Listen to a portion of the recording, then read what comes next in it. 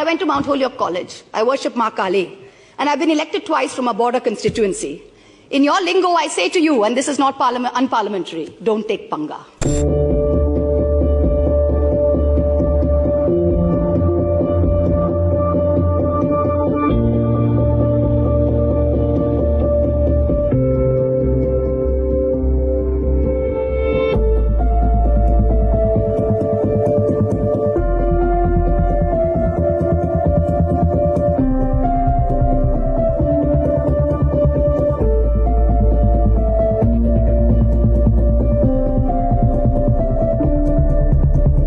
I begin by quoting the author Jonathan Swift.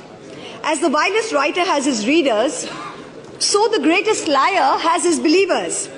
And it often happens that if a lie be believed for only 1 hour, it has done its work. Falsehood flies and truth comes limping after it. This government has us believe every February that this country's economy is going great guns. We are the fastest growing, most efficient global player. Everyone is getting employment, we're getting gas cylinders, we're getting electricity, we're getting pakka houses.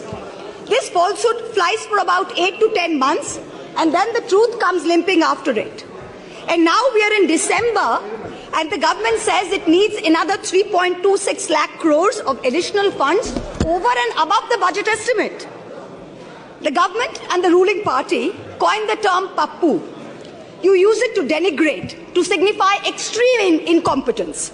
Let me use the next few minutes to point out what the data, the statistics tell us as to who the actual pappu really is. NSO numbers were out yesterday. Industrial output has shrunk by 4% in October to a 26-month low.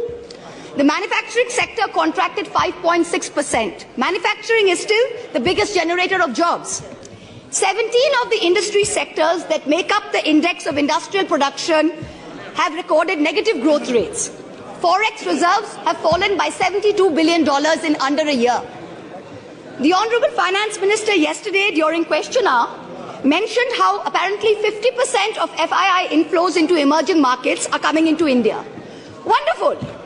But her colleague, the Minister of State for External Affairs, just last Friday, in response to a question in this very House, stated that almost 2 lakh people, 1,83,741 people, renounced their Indian citizenship in the first 10 months of 2022. This exodus in 2022 takes the total number of Indians renouncing Indian citizenship under this government in the past 9 years since 2014 to over 12.5 lakh people. This year has already seen more people giving up Indian citizenship than any single given year. High net worth individuals are willing to pay up to $1 million to get citizenship of Portugal, of St. Kitts, of Greece. Is this the sign of a healthy economic environment? Of a healthy tax environment? Who's the pappu now? There is an atmosphere of terror in this country with the sword of the Enforcement Directorate hanging over businessmen and high net worth individuals.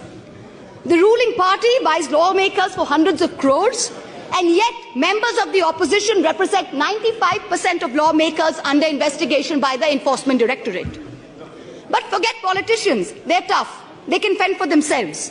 Businessmen and high net worth individuals are soft targets. In the monsoon session, in response to a query from my honourable colleague from the JDU, Mr. Rajiv Ranjan Singh, the Finance Ministry informed this House that in the past 17 years, the ED has opened 5,422 investigations under the PMLA, but has convicted only 23 people. That is a conviction rate of a pathetic 0.5%. Since 2011, the ED has launched 1,600 investigations, 1,800 raids, and convicted only 10 people. In the supplementary demand for grants, I see that the government is asking for an additional 2,900 crores to buy land and ready-built accommodation, office accommodation for the Enforcement Directorate. The taxpayers, you and I, are paying for the ED's operations, for their prosecutions, for their investigations, for their foreign junkets. So do Parliament and public representatives have no right to ask this na khaunga, na khane dunga sarkar, who's presiding over the ED, why there is such a pathetic conviction rate of 0.5%? Is the ED's job only to harass people, or is it to actually track down and catch the perpetrators of financial crimes? What is this level of incompetence?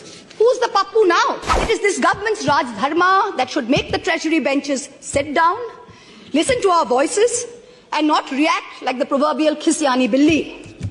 It requires enormous courage and tenacity to simply stand up here and speak the truth, and we are doing it. In contrast, the ruling party is moving from one incendiary issue to another, from the division of Bengal into North and South, to the Citizenship Amendment Bill, to releasing convicted life